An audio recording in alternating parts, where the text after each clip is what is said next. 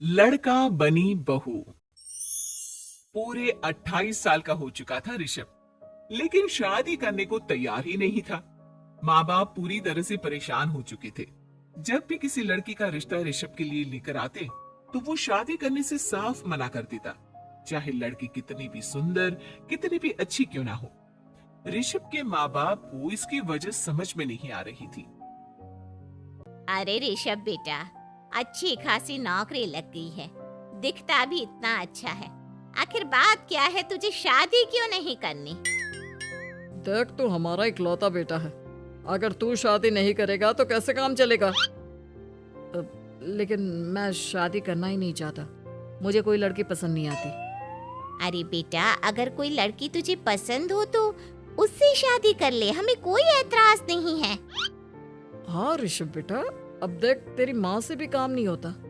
घर में एक बहू आ जाएगी तो कम से कम घर का माहौल भी अच्छा होगा और तेरी माँ को मदद भी मिल जाएगी। लेकिन मम्मी पापा कहा ना, मुझे लड़कियां पसंद ही नहीं आती। अरे लड़कियां पसंद नहीं आती तो क्या लड़का पसंद आता है? वो तो वक्त आने पर ही पता चलेगा। ऋषभ की बात सुनकर उसकी माँ और पापा का सर चकरा जाता है। कुछ दिनों के लिए ऋषभ अपने ऑफिस के काम से शहर से बाहर जाता है और जब लौट कर आता है तो सामने का नजारा देखकर उसके माँ पापा बेहोश होते होते रह जाते हैं। अरे ये क्या, ये तुम्हारे साथ कौन है? माँ, ये दीपक है, मेरी पत्नी। हम दोनों ने शादी कर ली है। दीपक तुम्हारी पत्नी कैसे हो सकता है? अरे दीपिका होती तो बात समझ में भी आती। ये तो लड़का है। तो क्या हुआ पापा, आजकल तो ये सब फैशन में है और मैंने आपको बताया था कि मुझे लड़कियां पसंद नहीं आती। अरे तो इसका मतलब ये थोड़ी है कि तुम दीपक को दीपिका बनाकर ले आओगे। मुझे बहू चाहिए, बहू के रूप में, ये आदमी नहीं। लेकिन मम्मी जी, मैं आपके बेटे से बहुत प्यार करती हूँ। मेरा मतलब करता हूँ। अरे इसको तो करता हूँ करती हूँ का अंतर भी नहीं पता। लेकर जाए इसे वापस। अगर आपने इसे घर से बाहर निकाला पापा तो मैं भी इसी के साथ चला जाऊंगा। मैं ऋषभ के बिना जी नहीं सकती। मेरा मतलब जी नहीं सकता। हमारा जिंदगी भर का साथ है, प्लीज हमें अलग मत कीजिए मम्मी जी, पापा जी। हे भगवान, ये तूने क्या दिन दिखाया? मेरे बेटे को थोड़ी अकल दे दे। लड़के को बहू बनाकर घर में ले आया है। अब क्या होगा? हम दुनिया को क्या मुंह दिखाएंगे? माँ, बेकार में परेशान हो रही हो। दीपक आपके सारे काम करेगी और एक अच्छी बहू की तरह आपके साथ रहेगी, देखना। पहले तो खुद तो क्लियर कर ले कि यह कुछ करेगा या करेगी। बाद में हम सोचते हैं कि हम क्या करें। बहू के आने के बाद क्या करते हैं? मुंह दिखाई की रस्म तो आप भी वही कर लीजिए। आप चाहे तो मैं पूरे मोहल्ले में न्योता दे आती हूँ। अरे रहने दे, तेरी वजह से बेइज्जती और ज्यादा होगी। आई बड़ी, अब मेरा मतलब है आया बड़ा न्योता देने वाला। अगले दिन सुबह के वक्त दीपक बड़ी नजाकत से चलता हुआ सबके लिए चाय बनाकर सुबह सुबह बालकनी में आ जाता है। प्रणाम मम्मी जी, प्रणाम पापा जी। ये देखिए, चाय बिल्कुल आपकी पसंद की है। मुझे ऋषभ ने सब कुछ बता दिया था कि आपको क्या क्या पसंद है। हे भगवान, ये सब क्या हो रहा है? ये क्या नौटंकी है? नौटंकी कहाँ है? माँ देखिए तो, मेरा दीपक आपका कितना ख्याल रख रहा है। लाओ, अब जो भी है, जैसे भी है, चाय पियेंगे ही सही। थोड़ी देर के बाद, वैसे दीपक, चाय तो तुमने बहुत अच्छी बनाई है। चलो कुछ तो अच्छा हुआ। अगले दिन अजी सुनते हैं, आज पैरों में बड़ा दर्द हो रहा है। लग रहा है घुटनों में फिर से कुछ न कुछ प्रॉब्लम हो रही है। डॉक्टर ने वो दवाई दी थी, उसकी मालिश करो ना अपने घुटनों पर, आराम मिल जाएगा। वो क्या है ना, खुद के हाथों से ठीक से मालिश नहीं हो पाती। अरे मम्मी जी, आपको परेशान होने की क्या जरूरत है? मैं हूँ ना, लाइए मैं आपके पैरों पर मालिश कर देता हूँ। मेरा मतलब कर देती हूँ। अरे रहने दे, रहने दे। घर में बहू होती तो सेवा करती, यहाँ तो आदमी बहू बनकर बैठा हुआ है। मम्मी जी नाराज मत होइए, एक बार मुझे मौका तो दीजिए आपकी सेवा करने का। अच्छा ठीक है, ये ले दवाई लगा दे।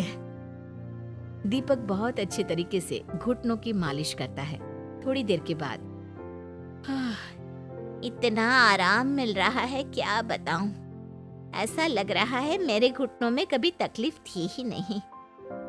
लगता है तुम्हारी लड़का बनी हुई बहू तुम्हें पसंद आने लगी है। ऐसा कुछ भी नहीं है, वो तो बस इतने अच्छे से मालिश की इसलिए मैंने इसकी तारीफ कर दी। मम्मी जी पापा जी आपस में लड़ाई नहीं करते। अच्छा आप ये बताइए शाम के खाने में क्या खाएंगे? पनीर दाल मखनी पुलाव, कुछ भी स्पेशल बता दीजिए। अरे भाई ये सारी चीजें मुझे तो खाने में बहुत ही पसंद है। तुम क्या कोई औरत हो जो पनीर दाल मखनी बनाओगी? हाँ, अरे लड़का हो तो लड़के की तरह बिहेव किया करो ना। भले ही मैं लड़का हूँ तो क्या हुआ, अब तो मैं ऋषभ की पत्नी और आपके घर की बहू हूँ, तो मुझे उसी तरह से रहना पड़ेगा ना। अच्छा ठीक है, जो तुम्हें पसंद है बना लो। आदमी रसोई में खाना बनाते हुए कैसे लगते हैं जरा मैं भी तो देखूं।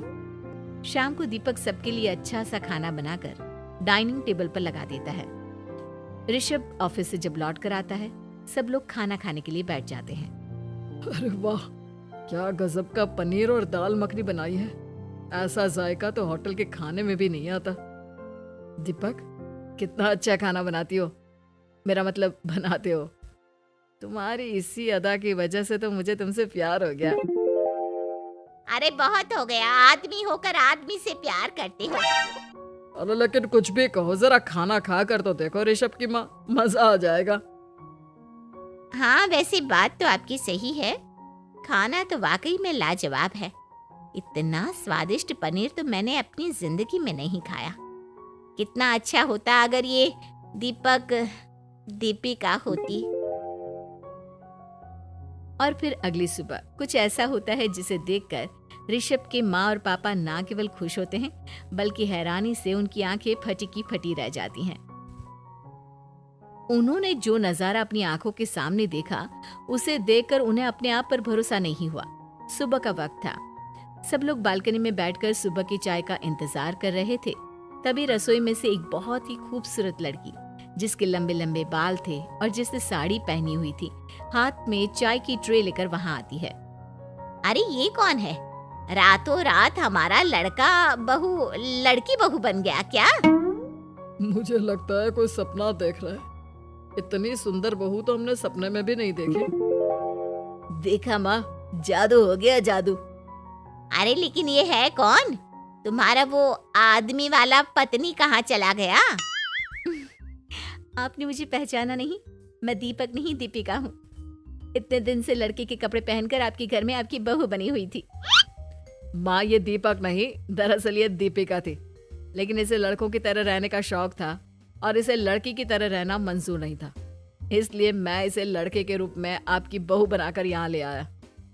तो फिर अचानक ये उसका हृदय परिवर्तन और रूप परिवर्तन कैसे हो गया? वो क्या है ना, मुझे बाद में एहसास हुआ कि आप लोग इस बात को लेकर बहुत दुखी हैं कि आपकी बेटी ने एक लड़की के साथ शादी की है, इसलिए मैं अपने असली रूप में वापस आ गई। हमने कोई पुण्य कर्म किए होंगे जो तुम्हारे जैसा, मेरा मतलब तुम्हारे जैसी बहू मिली, इतनी खूबसूरत और इतना ख्याल रखने वाली। भला हो भगवान का कि हमें लड़की बहू मिली है, लड़का बहू नहीं।